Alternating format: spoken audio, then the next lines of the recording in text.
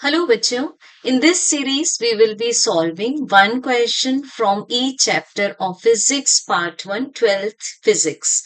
So, example 1 is from electric charges and fields. Given hai, the electric field in a region is given E vector is equal to 3 by 5 E naught I cap plus 4 by 5 E naught J cap with E naught equals to 2 into 10 to the power 3 Newton per coulomb. Find the flux of this field through a rectangular surface of area 0.2 meter square parallel to YZ plane.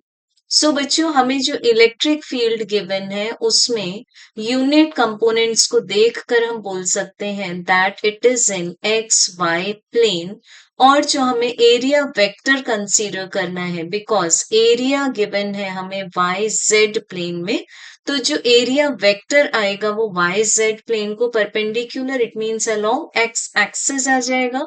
तो बच्चों यहाँ diagram से समझ लेते हैं। Let this be x, this axis be y origin and this is Z.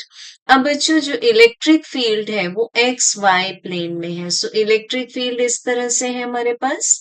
Then जो हमारे पास area है वो इस प्लेन में है, इस पर्टिकुलर प्लेन में वाई जेड प्लेन में। ये है वाई जेड प्लेन में एरिया है। तो रेक्टेंगुलर एरिया है जिसमें गिवन है कि area is 0.2 metre square. So जब हमें फाइंड करना है flux which is a scalar quantity and इसको हम लिखते हैं the dot product of electric field and the area vector. So बच्चों इलेक्ट्रिक फील्ड है 3 by 5 E nought I cap plus 4 by 5 E naught J cap. इसमें हम dot product किसका लेंगे, एरिया वेक्टर का लेंगे। तो हमें एरिया का एरिया वेक्टर हमें कौन सा एक्सिस के अलोंग लेना है, एक्स एक्सिस के अलोंग। तो ये हो जाएगा 0.2 आई कैप। अब बच्चों हम डॉट प्रोडक्ट में जानते हैं कि I dot I is equal to 1 but J dot I is equal to 0। तो हमारे पास ये आ जाएगा 3 divided by 5 then multiplied by 0.2 E naught. अब ई नॉट की वैल्यू हमें गिवन है क्वेश्चन में। So this is 3 divided by 5 multiply 0.2 multiply 2 into 10 to the power 3 and हमें फ्लक्स की जो एसआई यूनिट मिलेगी that will be newton metre square per coulomb. So बच्चों ये देख सकते हैं हमें मिल गया 0.4 मल्टीप्लाइड बाय 3। तो ये हो जाएगा हमारे पास में 1.2। So this is 1.2 divided by 5 multiplied 10 to the power 3। तो हमारे पास राइट आंसर आ जाएगा 240 newton metre square per coulomb. And this is next question from electric potential and capacitance chapter 2 जिसमें given है infinitely large number of point charges each equal to q placed at positions x equal to 1, 2, 4, 8 and so on unit. Calculate the electrostatic potential at the origin. सो बच्चों हमें यहाँ consider करना है first of all एक point which is fix that is origin. अब बच्चों हमें charges लेने हैं 1, 2 देन 4, 8 एंड 8 के बाद क्या आ जाएगा 16, 32 मीन्स डबल करते जाना है आपको डिस्टेंसेस को। तो ये जो हमारे पास पोजीशंस गिवन है यहाँ रखे हुए हैं आइडेंटिकल चार्जेस क्यू ईच इस तरह से। तो हमें फाइंड करना है कि इस ओरिजिन पर इलेक्ट्रिक पोटेंशियल की वैल्यू क्या होगी। तो बच्चों ये देख सकते हैं this is an infinite arrangement of electric charges. तो इसमें लिखेंगे हम V equals to that is the electric potential due to charge at 1 plus due to charge at 2 plus due to charge at 4 और हमें फाइंड कहाँ करना है at O plus at 8 and so on and it is going up to infinity. अब बच्चों हम electric potential का expression due to an isolated charge लेते हैं K Q divided by the distance. तो ये हो जाएगा हमारे पास K Q divided by 1 plus K Q divided by 2 plus K Q divided by 4 plus K Q divided by 8 and so on. And ऐसा हम क्यों कर रहे हैं because electric potential is a scalar quantity and इसको हम directly add कर लेते हैं। अब बच्चों यहां से हमारे पास कॉमन आ जाएगा के क्यू। सो ये आ जाएगा अंदर 1/1 को हम आगे देख सकते हैं 2 square 2 to the power 3 and so on मिलेगा। तो इस 1 को भी हम क्या लिख देंगे 2 to the power 0 plus 1/2 to the power 1 plus 1/2 plus 1/2 to the power 3 and so on. अब बच्चों ये हमारे पास में क्या बन चुकी है basically this is an infinite geometric progression, जिसमें कि हम देख सकते हैं जो हमें कॉमन रेशियो मिलेगा succeeding term divided by the preceding term. तो दिस इज 1/2 डिवाइडेड बाय 1/1, तो ये आ जाएगा हाफ। अब ये जो हमें r मिल रहा है वो लेस देन 1 मिल रहा है, तो जो हमें sum of infinite terms of GP मिलेगा that is 1 divided by 1 minus r. This is a divided by 1 minus r. अब इस सीरीज में जब हम चेक करेंगे कि हमारे पास में फर्स्ट टर्म क्या है, तो फर्स्ट टर्म इज 1, ठीक है, ये हमारे पास फर्स्ट टर्म है एंड r की वैल्यू है हाफ। तो सम ऑफ इनफाइनाइट टर्म्स होगा 1 divided by 1 minus half. So this is 1 divided by half, तो ये आ जाएगा 2। तो हमारे पास इसका आंसर क्या आ गया, वी नॉट का आंसर आ गया 2kq। अब बच्चों k की वैल्यू क्या होती है हमारे पास 1/4 पाई एप्सिलॉन नॉट, जो कि कूलम्स कांस्टेंट है। सो ये आ जाएगा q divided by 2 pi epsilon not and what ever be the unit. Next question है बच्चों, this is from current electricity chapter number 3 in which we have to find the current in 2 ohm resistance। तो यहाँ हम देख सकते हैं resistances का एक प्रॉपर नेटवर्क गिवन है हमें सर्किट में, जिसमें कि हाइब्रिड नेटवर्क है 2 ohm and 1 ohm are connected in series. अब सीरीज में रेजिस्टेंसेस ऐड हो जाते हैं तो ये दोनों मिलाकर हो जाएंगे हमारे पास 3 ohm। अब बच्चों हमारे पास 3 ओम एंड 6 ओम कनेक्टेड है पैरेलल में। तो पैरेलल में फाइंड करने के लिए हम ट्रिकी वे में कैसे लेते हैं, the product divided by the sum. तो इससे हमें मिलेगा 18 डिवाइडेड बाय 9, इट मींस मिल जाएगा 2 ओम।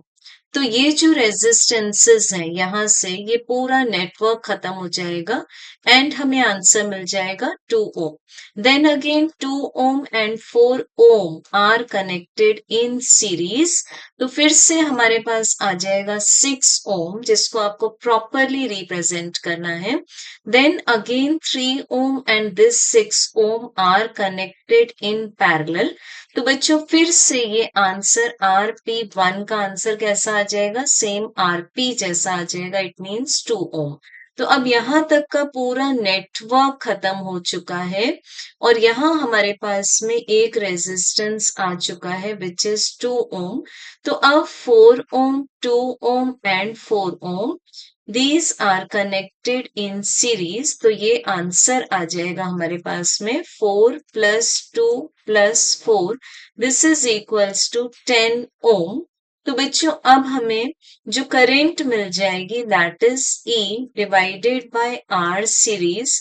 तो ये आंसर E कितना गिवन है 120 वोल्ट एंड R सीरीज आया है 10 ओम, तो हमें करंट मिल जाएगी 12 एम्पियर। अब हमें आंसर किसका निकालना है कि 2 ओम में से कितनी करंट जाती है। तो बच्चों सबसे पहले तो हम फोकस कर लेंगे सिर्फ और सिर्फ 2 ओम रेजिस्टेंस को। सो बच्चों अब हमें फाइनली कैसा सर्किट मिला था, दिस वाज 120 वोल्ट, यहाँ है हमारे पास में 4 ओम। देन जो फाइनल सर्किट था उसमें 2 ओम आया था एंड फिर यहाँ पर आया था हमारे पास 4 ओम जो कि गिवन था ऑलरेडी। तो जब यहाँ से इसमें से हमारे पास में 12 एम्पियर, क्योंकि 12 एम्पियर करंट मिली है तो पूरे सर्किट में से सेम करंट पास होगी। तो जब इस 2 ओम में से 12 एम्पियर करंट पास होगी तो द वोल्टेज अक्रॉस 2 ओम कितना मिल जाएगा हमें, I multiplied by R, it means ये मिल जाएगा हमें 24 वोल्ट। ठीक, अब ये जो हमें 24 वोल्ट मिला है 2 ओम के अक्रॉस, वो सेम वोल्टेज हमें इस वर्टिकल रेजिस्टेंस के थ्रू भी मिल जाएगा, तो ये मिल जाएगा हमें 24 वोल्ट। तो ये बच्चों कितना वोल्टेज मिल गया हमें यहाँ 3 ओम के अक्रॉस 24 वोल्ट मिल गया। सो अब हम फाइंड कर सकते हैं current through 3 ohm that is 24 volt divided by 3, तो ये आ जाएगी हमारे पास 8 एम्पियर। तो इसका मतलब है कि इस 3 ओम में से निकल रही है 8 एम्पियर। तो इस जंक्शन पर ये जो दोनों वैल्यूज मिला के हम इसको मान लेते हैं the current through 2 ohm and this is the second part of current. तो जो हमें करंट थ्रू 2 ओम मिलेगी plus the second part of the current मिलेगी, ये remaining current it means 12 minus 8 होनी चाहिए, means it should be 4 ampere. अब जैसे कि हम देख सकते हैं यहाँ ये हो गया टोटल 3 ओम सर्किट में सीरीज में। तो और यहाँ हो गया इसका डबल यानी कि 6 ओम। अब कम रेजिस्टेंस मींस क्या आ जाएगा, यहाँ मोर करंट आ जाएगा। तो इस 4 एम्पियर को हम मान लेते हैं कि इसको हम डिवाइड करते हैं 3 पार्ट्स में। अब 3 पार्ट्स क्यों बोल रहे हैं हम, क्योंकि ये हमारे पास में दोनों मिला के हो रहा है 3 ओम जो कि 6 ओम का हाफ है। करंट कैसे जाएगी, 3 ओम में से डबल जाएगी और 6 ओम में से उसका 1 पार्ट जाएगी। तो हमें 1 पार्ट ऑफ करंट क्या मिल जाएगा बच्चों, 4/3 एम्पियर मिल जाएगा। तो इसमें से हम ले रहे हैं 1 पार्ट जाएगी और इसमें से जाएगी half part. So it means क्या हुआ, हमारे पास जो वोल्टेज अक्रॉस ऊपर वाला 3 ओम, ये भी कितना आ जाएगा हमारे पास में, सेम 24 वोल्ट। तो आइडेंटिकल हो गया ये। तो therefore we can say that the current through 2 ohm resistance will be equals to 2 times of 1 part of the current. So this will be equals to 8/3 ampere. Now, bachcho, this question is from chapter number 4, Moving Charges and Magnetism. इसमें बोला हुआ है a pair of stationary and infinitely long bent wires are placed in the xy plane as shown in figure. The wires carry currents of I equals to 10 amperes each as shown. The segments P and Q are parallel to the y axis. तो P and Q segments कौन से हैं, हम ये देख सकते हैं ये वाली जो वायर है ये P segment means y axis के पैरेलल है and this Q is again parallel to the y axis such that OS equal to OR equal to 0.02 metre. तो ये जो डिस्टेंस है हमारे पास OS ये OR के इक्वल है एंड OS और OR दोनों ही गिवन है हमें 0.02 metre. Find the magnitude and direction of the magnetic induction at the origin O. So बच्चों यहाँ पेयर ऑफ बोला हुआ है, इट मीन्स हमारे पास में इस तरह के ऐसे ये एक पेयर है, ये जो हमें दिख रहा है ये एक पेयर है LR से, फिर ये P सेगमेंट है और दूसरा पेयर है MS से, फिर ये Q सेगमेंट है। तो हमें फाइंड करना है O पर मैग्नेटिक इंडक्शन। सो बिकॉज ये जो एल आर पेयर है इसके बिल्कुल को इंसिडेंस हो रही है ये लाइन और सिमिलरली एम एस के को इंसिडेंस है। तो the magnetic induction due to L R and the magnetic induction due to M S equal to 0। अब देखेंगे हम, क्योंकि ये जो पॉइंट्स थे वो कैसे थे, लाइन ऑफ द करंट में थे। अब हमें फाइंड करना है magnetic induction at O due to Q. ठीक, ड्यू टू क्यू ये वाला सेगमेंट है ड्यू टू क्यू। तो ये डिस्टेंस गिवन है हमें 0.02, तो ये हम क्या लेंगे, this is mu nought I divided by 4πr।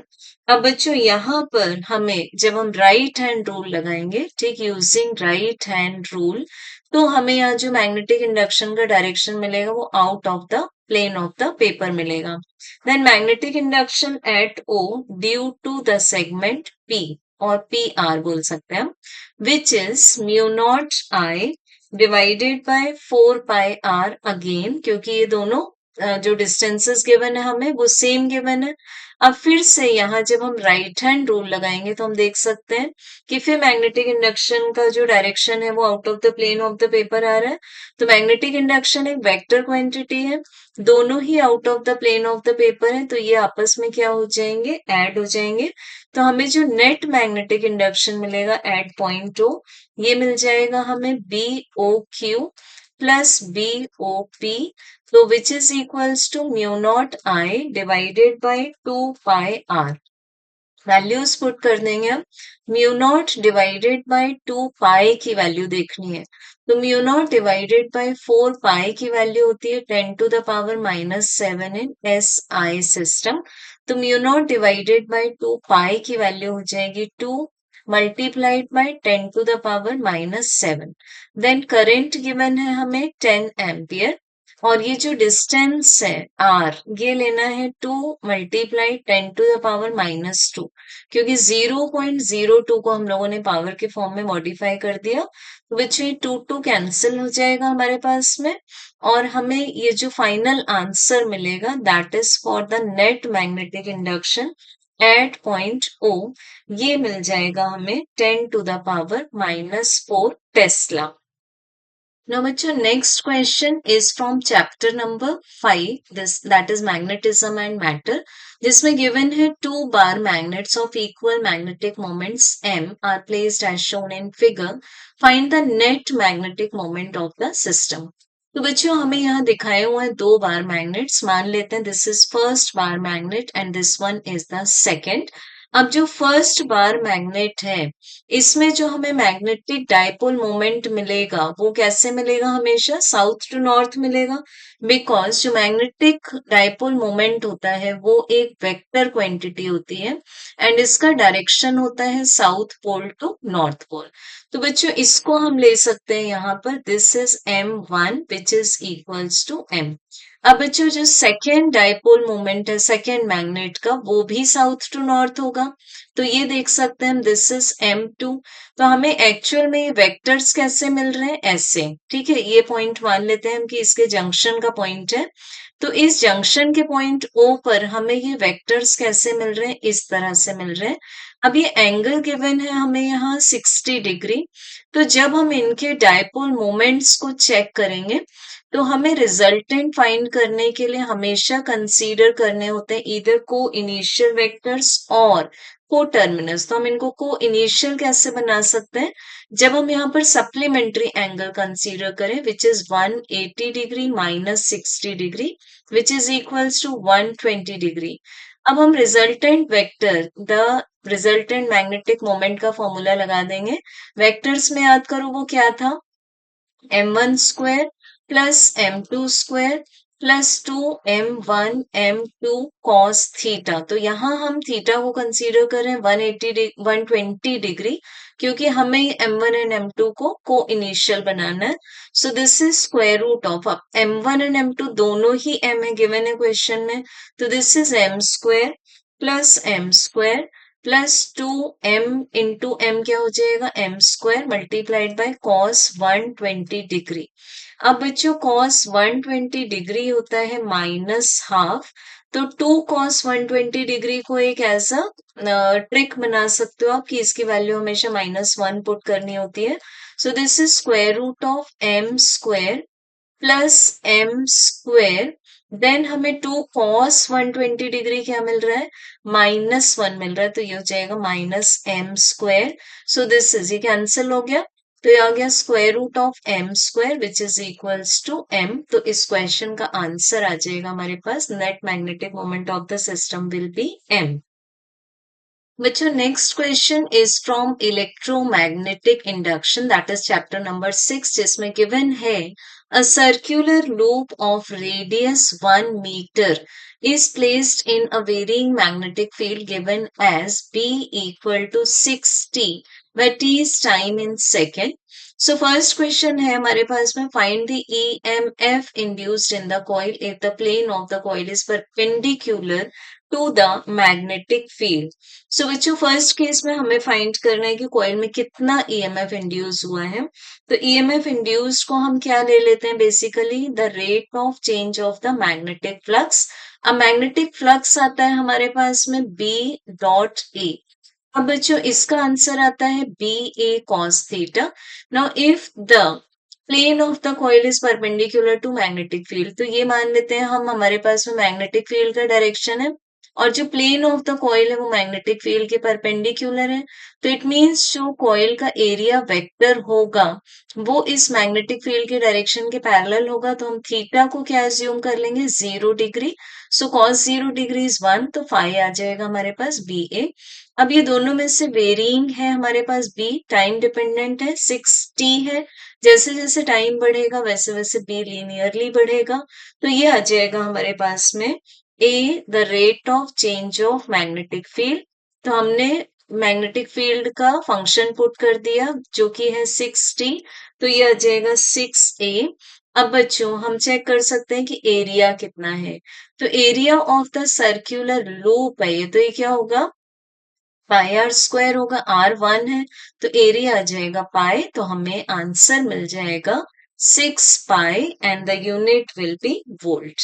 अब जो सेकंड हमें फाइंड करना है the electric field in the tangential direction induced due to the changing magnetic field. So electric field निकालना है हमें टेंजेंशियल डायरेक्शन में, तो जिसका एक्सप्रेशन हम क्या ले लेंगे E multiplied by 2 pi times of R। So this is equals to 6 pi. अब ये हमारे पास में कैसे आया एक्सप्रेशन, बिकॉज हमारे पास B इज इक्वल टू आता है E टाइम्स D। सो E टाइम्स D के प्लेस पर हमने ले ली सरकमफरेंस, V के प्लेस पर ले लिया 6 पाई। तो बच्चों यहाँ से पाई पाई कैंसिल हो जाएगा और ये भी कैंसिल हो जाएगा, 2 मल्टीप्लाइड बाय 3 होता है 6। तो हमारे पास में इलेक्ट्रिक फील्ड का आंसर क्या आ जाएगा बच्चों, that will be 3 volt per metre. Next find करना है हमें थर्ड क्वेश्चन में, find the current in the loop if its resistance is 1 ohm per metre. तो बच्चों यहाँ गिवन है हमें the resistance per unit length as 1 ohm per metre, तो हमें फाइंड करना है पूरी वायर का resistance. So this is 1 ohm, this is 1 multiplied by the length. अब लेंथ क्या थी हमारे पास में 2 पाई टाइम्स ऑफ आर थी। सो ये ले रहे हैं हम रेजिस्टेंस, तो इसको कुछ इस तरह से लिख लेते हैं। तो बच्चों यहाँ पर हमारे पास में रेडियस गिवन थी 1 metre, so this will be 2 pi. Resistance की यूनिट होती है ओम। बच्चों हम फाइंड कर सकते हैं current which is equal to the induced EMF divided by the resistance. अब इंड्यूस्ड ईएमएफ आया था हमारे पास 6 पाई और रेजिस्टेंस की वैल्यू कितनी आ गई है हमारे पास में 2 पाई। सो करंट की वैल्यू आ जाएगी, ये कैंसिल हो जाएगा and this is 3 ampere. Now this question is from the chapter Alternating Current, जिसमें given है कि 44 millihenry inductor, it means the inductance value is 44 millihenry. This is connected to a 220 volt 50 hertz AC supply. Means हमें given है यहाँ पर ERMS की वैल्यू, जो वैल्यू डायरेक्टली given है that is the RMS, that is root mean square और effective और वर्चुअल वैल्यू। एंड बच्चों फ्रीक्वेंसी गिवन है हमें 50 हर्ट्ज, तो हमें फाइंड करना है यहाँ कि करंट की आरएमएस वैल्यू इस सर्किट में क्या होगी। तो सबसे पहले हम यहाँ निकालेंगे inductive reactance which is represented as omega L. अब ओमेगा को हम लिखते हैं 2 pi F then L. So this is 2 multiplied by pi की वैल्यू 22/7, फ्रीक्वेंसी गिवन है 50 एंड L की वैल्यू है 44 मिली है, सो हम 10 to the power -3 मल्टीप्लाई कर देंगे। इंडक्टिव रिएक्टेंस है, सो SI यूनिट हो जाएगी ओम। तो बच्चों हमें इसका आंसर सबसे पहले तो हम ये लेंगे, दिस इज 100, तो हमें इसका फाइनल आंसर मिल जाएगा अबाउट 13.8 ओम। देन हमें फाइंड करना है IRMS which is equals to ERMS divided by XL।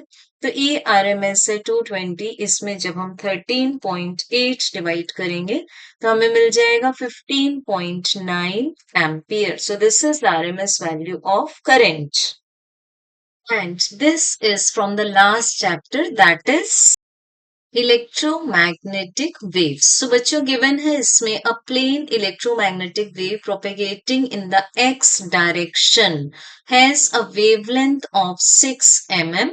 The electric field is in the Y direction. सो वेव प्रोपेगेशन कहाँ पर है, एक्स डायरेक्शन में है, इलेक्ट्रिक फील्ड गिवन है y डायरेक्शन में and its maximum magnitude is 33 volt per metre. It means हम जिसको रिप्रेजेंट कर देंगे peak value of electric field which is 33 volt per meter. Write suitable equations for the electric and magnetic field as a function of x and t. तो हमारे पास basically यहाँ जो question है हमें electric field and magnetic field को represent करना है as the suitable function of X and T. तो बच्चों सबसे पहले तो हमें गिवन है यहाँ वेवलेंथ जिसको हम एस आई सिस्टम में कन्वर्ट कर देंगे. अब हमें गिवन है ई नॉट. अब हम फाइंड कर लेंगे यहां से ओमेगा. ओमेगा इक्वल्स टू आता है 2 pi times of the frequency. अब बच्चों फ्रीक्वेंसी को हम c equals to nu lambda expression से लिखते हैं c डिवाइडेड बाय लैम्डा. तो फ्रीक्वेंसी हो जाएगी c divided by lambda. So बच्चों इसको पुट कर देंगे. एज वी नो c की वैल्यू हम एयर में लेते हैं या वैक्यूम में 3 multiply 10 to the power 8 metre per second. Lambda है 6 मल्टीप्लाई 10 टू द पावर -3. तो बच्चों हमें यहाँ से ओमेगा का आंसर मिलेगा pi multiply 10 to the power 11 radian per second. अब हमारे पास में एक्सप्रेशन आता है c के लिए. This is E naught divided by B naught. तो यहाँ से निकाल सकते हैं maximum value of magnetic field which is E naught divided by c. E naught की वैल्यू गिवन है हमें 33 divided by 3 multiply 10 to the power 8 metre per second. So this will be 11 multiply 10 to the power -8 tesla. तो बच्चों अब हमें मिल चुका है maximum value of magnetic field और maximum value of electric field तो हमारे पास नोन है. ओमेगा मिल चुका है हमें. अब हमें क्या फाइंड करना है the equation for electric field and magnetic field. तो हम इक्वेशन फॉर E लिखते हैं E naught sine omega with in bracket t minus X divided by c. अब बच्चों क्योंकि यहाँ गिवन था हमें कि जो वेव है वो x डायरेक्शन में प्रोपेगेट करे so we will be using x in the equation of electric field. तो इसमें इलेक्ट्रिक फील्ड की मैक्सिमम वैल्यू थी हमारे पास में 33. देन साइन ओमेगा की वैल्यू हम फाइंड कर चुके थे लास्ट इक्वेशन में. सो हम इसको डायरेक्टली पुट कर देंगे pi multiply 10 to the power 11 t minus x divided by c and we know the value of c is 3 into 10 to the power 8 meter per second. And बच्चों यहाँ से similarly हमें जो magnetic field का equation मिलेगा that will be along z axis और electric field कहाँ दिया था हमें y डायरेक्शन. तो इसमें हम सब्सटीट्यूट कर सकते हैं y. So that is b naught sine omega t minus x divided by c. अब इसको भी पुट कर देंगे 11 multiply 10 to the power -8 sine pi multiply 10 to the power 11 t minus x divided by c. तो ये हो गए हमारे पास में required equation as a function of x and time. So I hope you will be practicing well part 1 each numerical each chapter. So study well. All the best. Thank you.